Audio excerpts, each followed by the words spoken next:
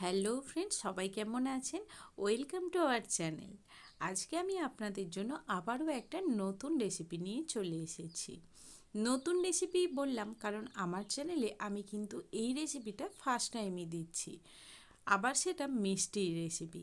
আজকে 31 ডিসেম্বর, বছরের শুরুটা আর বছরের শেষটা যদি মিষ্টি মুখ দিয়ে হয় তাহলে তো কথাই নেই।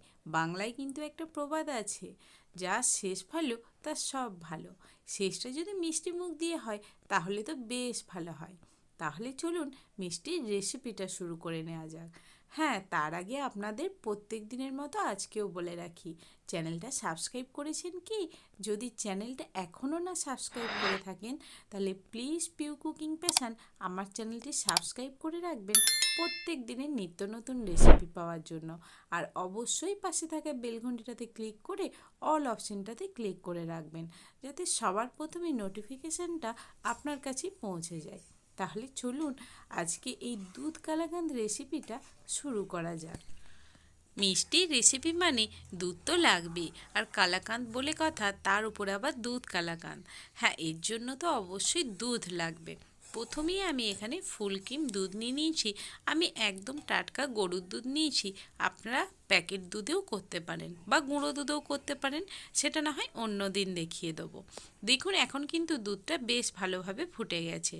দুধটা কাটিয়ে নেওয়ার জন্য এখানে আমি নিয়ে নিচ্ছি 1 কাপ পরিমাণে জল, আর তার সাথে হোয়াইট ভিনিগারটা এখানে আমি 3 টেবিল চামচ নিয়ে নিচ্ছি।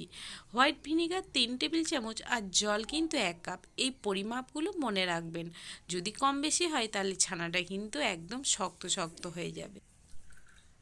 এই পরিমাপটা কিন্তু আপনারা মনে রাখবেন। দেখুন, রসগোল্লার জন্য কিন্তু আমরা একরকমভাবে ছানা কাটাই, আর কালাকাঁদের জন্য একরকমভাবে ছানা কাটাই। সব ছানা কাটার পদ্ধতি কিন্তু একই রকম নয়। এবার এই দুধটা যখন এইদিকে ফুটে উঠেছে তখন আমি গ্যাসটা বন্ধ করে দিলাম। দুধটা কিন্তু আমি 5 থেকে 10 মিনিটই ফুটিয়ে নিয়েছি। এবার অল্প অল্পভাবে ওই দুধের মধ্যে আমি যে জল আর ভিনিগারের মিশ্রণটা রেডি করে রেখেছিলাম সেটা এখন এইভাবে দিয়ে দিচ্ছি। অল্প অল্প করে দেবেন, আবার অল্প অল্পভাবে মেশাতে থাকবেন। একেবারেই সবটা দিয়ে দেবেন না, তাহলে কিন্তু ছানাটা ভালোভাবে কাটাতে পারবেন কি না সেটা আমি গ্যারেন্টি দিতে পারছি না। এইভাবে অল্প অল্প করে দুধ আর ভিনিগারের জলটা মেশাতে মেশাতে দেখুন ছানাটা কিন্তু অনেকটাই এখন কেটে উঠেছে। দুধটাও বেশ ভালোভাবে ফাটতে শুরু করেছে। এবার আবারও যে দুভাগ জল আর ভিনিগারের মিশ্রণটা আছে সেটা আবারও দুভাগে দিয়ে দেবো। 3 নম্বর রাউন্ডের পর ছানাটা কিন্তু বেশ অনেকটাই কেটে গেছে। এইভাবে যদি আপনারা ছানা কাটেন তাহলে কিন্তু পারফেক্টভাবে কাটিয়ে নিতে পারবেন। হ্যাঁ, এক্ষেত্রে যদি বাড়িতে ভিনিগার না থাকে আপনারা কিন্তু পাতিলেবুর রস দিয়েও এইরকমভাবে ছানা কাটিয়ে নিতে পারেন, বা দোকানে যেই ছানা কাটার পাউডার পাওয়া যায় সেটার মাধ্যমেও আপনারা ছানাটা কাটিয়ে নিতে পারেন। দেখুন এখন দুধ থেকে কিন্তু ছানাটা কাটানো হয়ে গেছে, জলটা আলাদা হয়ে গেছে। কতটা পারফেক্টভাবে ছানাটা কাটানো হয়ে গেছে নিশ্চয়ই আপনারা বুঝতে পারছেন।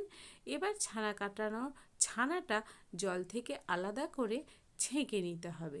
তার জন্য একটা বাটির মধ্যে আমি নিয়ে নিয়েছি একটা ছাঁকনি, আর তার মধ্যে দিয়ে দেবো আমি ছানার জল আর ছানাটা। দুটোকে তো আলাদা করে নিতে হবে রেসিপিটা বানানোর জন্য। ছানার জলটা কিন্তু আপনারা পরে যে কোনো গ্রেভি রেসিপিতেও দিতে পারেন, বা এটা দিয়ে আটাও মেখে নিতে পারেন, খেতে কিন্তু বেশ টেস্টি হয়। এবার ছানাটার থেকে যাতে টক ভাবটা চলে যায় সেই কারণে এটাকে খুব ভালোভাবে জল দিয়ে ধুয়ে নিতে হবে, নাহলে কিন্তু মিষ্টির বদলে মিষ্টিটা হালকা টক টক ভাব চলে আসবে, যেটা খেতে একদমই ভালো লাগবে না। এইদিকে দেখুন ছানাটা আমি হাতের সাহায্যে আর প্রায় 2 লিটার জলের মাধ্যমে ভালোভাবে ধুয়ে নিচ্ছি। প্রথমেই হাত দিতে যাবেন না, কারণ ছানাটা কিন্তু সেই সময় বেশ গরম থাকে। সেই কারণে প্রথমে হাতা বা চামচের সাহায্যে নেড়ে চেড়ে জল দিতে থাকবেন। যখন মনে হবে হাত দেওয়া যাবে ঠিক সেই পর্যায়ে হাত দিয়ে এইভাবে ছানাটাকে ঠান্ডা জলে ধুয়ে নেবেন। ধুয়ে নেওয়ার প্রসেসটা কিন্তু একটু টাইম লাগলেও ভালোভাবে করবেন, নাহলে মিষ্টিটা ভালোভাবে তৈরি করতে পারবেন না। এবার একটা খুন্তির সাহায্যে চেপে চেপে ছানাতে যে এক্সট্রা জলটা আছে সেটা আমি বার করে নিলাম। একটা প্লেট নিয়ে নিলাম যেখানে আমি ছানাটা ম্যাশ করে নেব। এবার ছানাটাকে সেই প্লেটটার মধ্যে দিয়ে দিলাম আর হাতের সাহায্যে ভালোভাবে ম্যাশ করে নিতে হবে।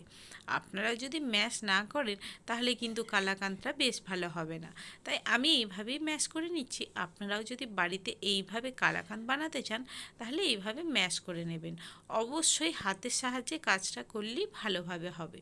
দেখুন, ভগবান তো আমাদের একটা হাত দিয়েছে, যার সাহায্যে আমরা অনেক কিছুই করতে পারি। তাই যখন যখন এনাকে কাজে লাগানো যায় তখন তখন যদি কাজে লাগানোর মাধ্যমে জিনিসটা ভালো হয় তাহলে কাজে কেন লাগাবো না বলুন তো।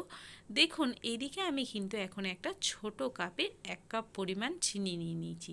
চিনিটা দিয়ে ছানাটাকে আবারও ভালোভাবে ম্যাশ করে নেব। চিনিটা দিয়ে ছানাটাকে ম্যাশ করতে করতেই দেখবেন চিনিটা বেশ ভালোভাবে গলে যাবে। 5 থেকে 6 মিনিট লাগবে এই প্রসেসটা করতে। ছানাটা হাতের সাহায্যে ম্যাশ করতে করতেই কিন্তু বেশ সফট হয়ে গেছে, একদম সফট হয়ে গেছে কালাকাঁদ বানানোর জন্য। এইদিকে আমাদের তাহলে ছানাটা এখন রেডি হয়ে গেল। ছানাটা রেডি হয়ে গেলে আবারও একটা কড়াই আমি গ্যাসের ওপর চাপিয়ে দেবো।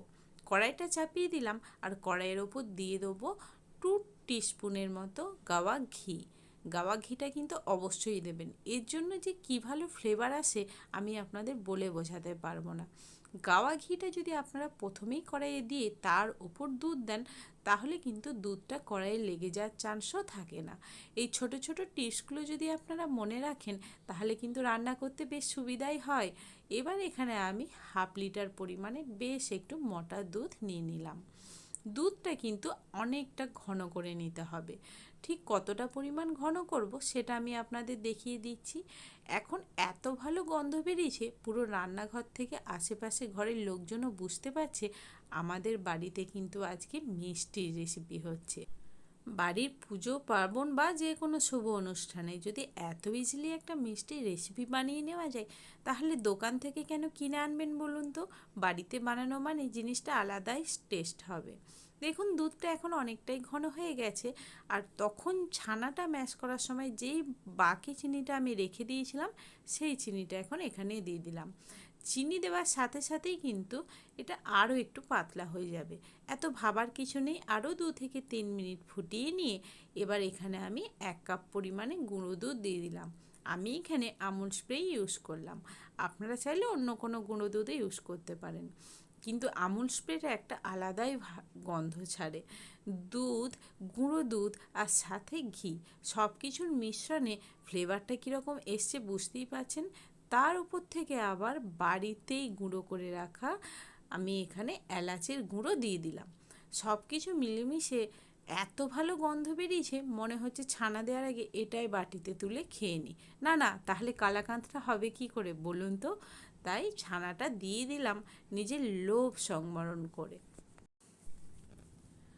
দুধটা কিন্তু এর থেকে বেশি ঘন করে নিলে কালাকাঁদটা আপনারা বানাতে পারবেন না, আবার এর থেকে বেশি পাতলা করে দিলেও কিন্তু অনেকটা টাইম লেগে যাবে ছানাটা দেওয়ার পর দুধটাকে গাঢ় করতে। তাই এই পর্যায়েই রাখবেন। দেখুন, এখন কিন্তু ছানাটা দেওয়ার পর আমি আবারও 2 থেকে 3 মিনিট ভালোভাবে মিডিয়াম টু হাই ফ্লেমে গ্যাসটাকে রেখে এটাকে আর একটু টাইম কুক করে নিলাম। এখন আমাদের মনে হচ্ছে যে এটা এখন পারফেক্ট হয়ে গেছে। এর থেকে বেশি যদি আমরা শুকনো করে নিই তাহলে এটা আর কালাকাঁদ হবে না, বরফি হয়ে যাবে। তাই এইটুকু জল জল ভাব রাখতে হবে, এইটুকু না রাখলে কিন্তু দুধ কালাকাঁদ হবে না। তাই এই পর্যায়েই আমি গ্যাসটা বন্ধ করে দিয়ে যেখানে কালাকাঁদটা বানাবো সেই অ্যালুমিনিয়ামের একটা ট্রে নিয়ে নিলাম আর তার মধ্যে ভালোভাবে ঘি লাগিয়ে নিলাম। হ্যাঁ, আবারও কিন্তু ব্রাশের সাহায্যে নয়, হাতের সাহায্যে বেশ ভালোভাবে ঘিটা ট্রেতে লাগিয়ে নিলাম। আপনারা চাইলে কিন্তু এর উপরে একটা বাটার পেপার দিয়েও ঘি না লাগিয়েও আপনারা করতে পারেন, কিন্তু মিষ্টির রেসিপি ঘি দিয়ে যদি এইভাবে বানান তাহলে আবারও বলছি অন্য রকমই একটা ফ্লেভার আসবে। এবার এখানে আমি দিয়ে দিলাম ছানার মিশ্রণটা। এখন কিন্তু এটা বেশ নরমই লাগছে, কিন্তু ঠান্ডা হয়ে গেলে অনেকটাই টাইট হয়ে যাবে। তাই এই রকমভাবেই দিয়ে দেবেন। আর কড়াইটাও আমি আপনাদের দেখিয়ে দিলাম, তলায় কিন্তু একটুও লেগে যায়নি ঘি দেওয়ার কারণে। না হলে দুধ সব সময় তলায় লেগে যাওয়ার একটা চান্স থাকে। দেখুন, এইভাবে ট্রেটাতে বেশ সমানভাবে খুন্তির সাহায্যে চাড়িয়ে নিচ্ছি। ছাড়িয়ে নিয়ে ঠান্ডা করে নিতে হবে। আপনারা তো দেখতেই পাচ্ছেন এখন কতটা জল জল ভাব আছে, এরকমই রাখবেন। ভালোভাবে ছাড়িয়ে নিচ্ছি। এই ট্রেটা কিন্তু আমি মিষ্টি বানাবো বলেই কিনেছিলাম। বেশ ভালো হয়েছে না? জানাবেন কিন্তু কমেন্টে ট্রেটা আপনাদের কেমন লাগলো। মিষ্টিটা কেমন লাগলো সেটা তো অবশ্যই শেষে জানাবেন, কিন্তু ট্রেটা কেমন লাগলো সেটা কিন্তু একটু জানাবেন। আপনাদের কমেন্ট পড়তে আমার কিন্তু খুব ভালো লাগে। এখন ফিরে এলাম 1 ঘন্টা পর। প্রথমে ট্রেটা ঠান্ডা করে নিয়ে ফ্রিজে ঢুকিয়ে দিয়েছিলাম 1 ঘন্টার জন্য। আপনারা চাইলে কিন্তু ফ্রিজে নাও ঢোকাতে পারেন, এইভাবেও খেয়ে দেখতে পারেন। ঠান্ডা হয়ে গেলেই দেখবেন অনেকটাই জমে যাবে, আর তখন ইজিলি কাটা যাবে। আপনারা খুন্তির সাহায্যেও কেটে নিতে পারেন।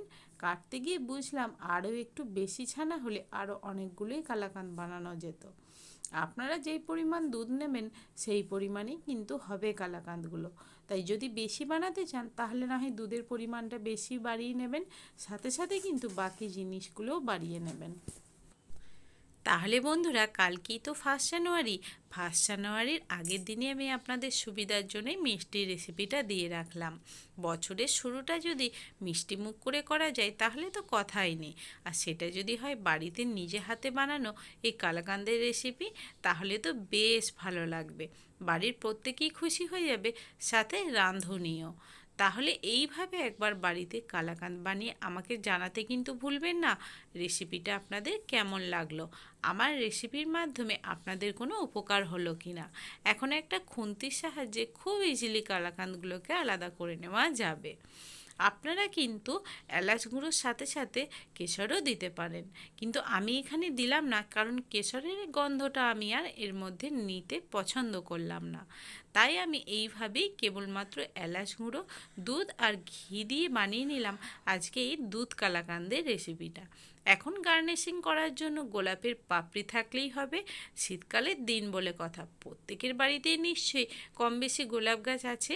বাড়ির টাটকা গোলাপের পাপড়ি যদি এর ওপর দিয়ে দেন তাহলে তো আর দেখতে হবে না, ব্যাপারটা আরও অন্যরকম হয়ে যাবে।